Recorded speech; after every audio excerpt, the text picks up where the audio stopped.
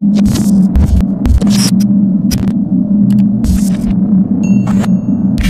everyone, ketemu lagi dengan saya Irwan PR di sini tentunya. Apa kabar kalian semuanya? Mudah-mudahan kabar kalian baik-baik saja. Yoi guys, kita sekarang nyoret lagi pakai motor Beat Karbu ya guys ya. Setelah beberapa hari gue nggak ngonten-ngonten, jujur udah lama sekali gue nggak ngonten-ngonten motovlog ya temen-temen. Dan di video kali ini kita ngebahas motor Beat Karbu gue aja ya. Pengalaman gue pakai oli Top One Action Matic ya. Untuk performa sih lumayan enak, tarikannya enteng, terus juga enak lah dipakai harian, apalagi kayak gue juga sering memotoran lah ya. Memotoran, apalagi dipakai kerja ya kan. Nah, gue juga agak beda sih, dari suara mesin juga agak lumayan ya, agak lebih enakan gitu kan dibanding oli yang lain. Dan performanya sih menurut saya makin jos lah ya, makin enak dan enteng juga gitu kan.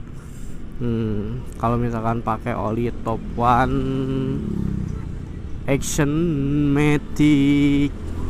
Oke, kemarin itu udah 2 kali pakai oli Top One. Yang pertama cuman karena oli Top One-nya itu campuran, jadi antara Prima XP sama oli Top One, setengah-setengah ya. Karena kemarin tuh bekas Vespa gitu kan, gue juga lupa, ternyata dimasukin, malah yang dimasukin itu gue kira tuh oli Top One semua. Ternyata gue baru nyadar dan inget ketika oli Prima XP kok nggak ada gitu kan. Ternyata gue lupa udah dimasukin ke oli bekas oli Top One Action Matic-nya gitu kan. Nah, ini kita nyobain lagi murni tanpa campuran oli apapun ya, langsung pakai oli Top One Action Matic. Performanya enak gitu kan, terus juga halus lah, suara mesin halus tentunya ya guys ya. Tarikan lebih enteng, apalagi kalian kalau misalkan sering memotoran dipakai harian ya, jelas terasa beda banget. Mungkin nanti kita bakal nyoba oli-oli yang lain juga. Ini mah sebagai apa sih, penasaran aja gitu kan. Oli-oli yang lain nanti kita bakal pakai oli Shell, terus juga pakai oli apa, Federal oli, nah Aspira atau apalah. Katanya oli Honda kayak gitulah. Kalau misalkan kita foto selfie buat bisa nonton MotoGP. Nah, nanti kita coba ya guys ya. Ini gue baru pakai oli Top One Action Matic gitu kan. Emang sih agak-agak lumayan lah, harganya juga sekarang agak lumayan. Dan terus terang kita beli oli juga agak-agak ngeri sebenarnya ya. Banyak banget oli-oli yang palsu, oli-oli yang harganya murah tapi kualitasnya mengecewakan, banyak gitu kan. Nah, kalau misalkan beli oli, kalian beli oli itu di marketplace ya teman-teman, entah di toko oren, toko hijau, toko apapun gitu kan.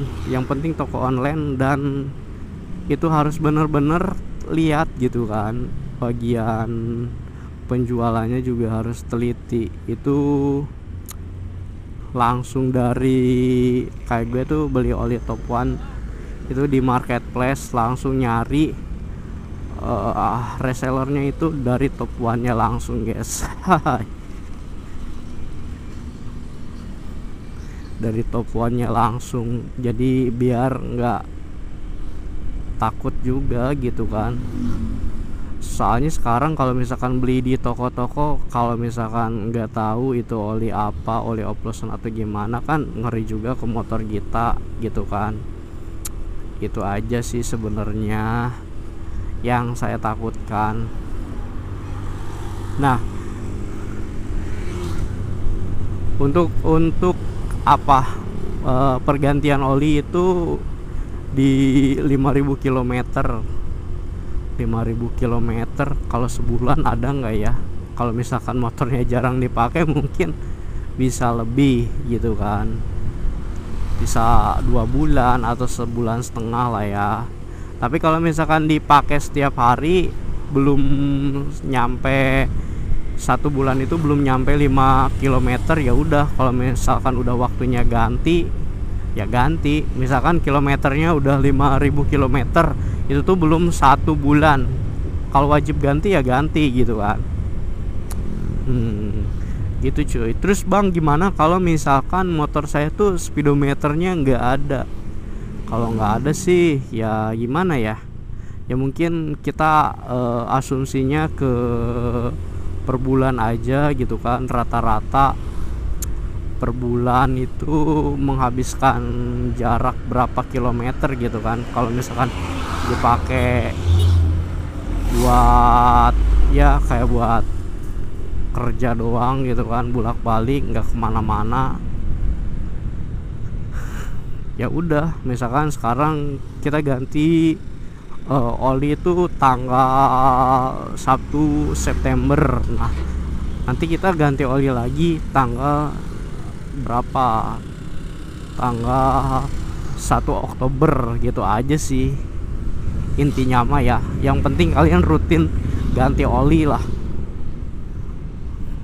biar mesin motor kalian juga awet, terus juga performanya enak, nggak menyesal di kemudian hari gitu kan. Terus juga kalau misalkan gue ingetin lagi, kalau misalkan kita motor sering ganti oli tapi tiba-tiba tuh olinya makin berkurang, nah kalian juga wajib cek juga gitu kan. Cek entah packing mesin kalian tuh rembes atau bocor kan, bisa jadi itu kan. Nah, kebetulan waktu itu juga motor gue head depannya itu bocor guys, jadi agak-agak ngeri. Gue juga cek, ternyata olinya aman-aman aja, cuman emang tingkat kerembesannya itu nggak terlalu parah banget. Kalau emang parah banget mungkin olinya kalau pas buka oli mungkin berkurangnya lebih banyak lagi gitu guys. Intinya itu aja sih. Pokoknya buat kalian yang punya kendaraan motor matic ya wajib banget ganti oli. Ya pokoknya semua kendaraan juga wajib lah ganti oli gitu kan. Terus juga nggak asal-asalan perawatannya gitu kan, biar motor kalian juga enak dipakai, nyaman gitu kan. Lebih baik merawat motor daripada nanti nyesel di kemudian hari ketika spare part motor kalian tuh wah harus ganti total keseluruhan gitu kan, kayak turun mesin itu kan. Aduh, parah banget sih kalau misalkan sampai turun mesin ya, karena tingkat kekonyolan kalian lupa ganti oli. Terus juga ganti oli tapi nggak pernah teratur. Nah, itu sebenarnya yang mengkhawatirkan sekali ketika ya motor kalian malah jadi bobrok nantinya ya guys ya, malah jadi ngebul, nggak enak dipakainya, nggak nyaman. Nah, mungkin vlognya segini aja dulu ya teman-teman. Kalau misalkan kalian ada pertanyaan seputar video ini atau video yang lainnya, kalian komen aja di kolom komentar. Sampai ketemu lagi di vlog saya berikutnya. Bye bye.